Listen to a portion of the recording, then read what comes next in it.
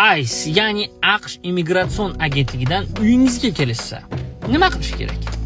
Shu haqida 5 ta eng muhim maslahat. Birinchisi, ICE eshigingizni taqillatdimi? Eshikni ochishga majbur emassiz.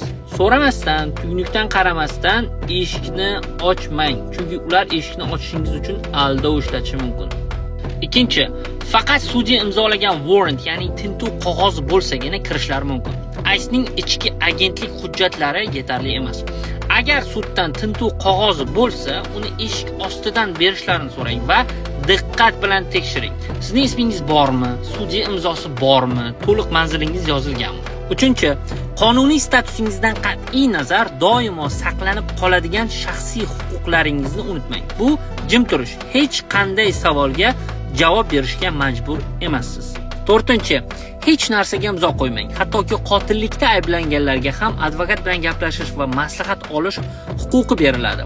Bu huquqdan foydalaning va advokat talab qiling. Beshinchi, mana bu 3 ta jumla esa istalgan darajada kuch ishlatar tizimlar bilan muloqotga kirishganingizda albatta asqotadi.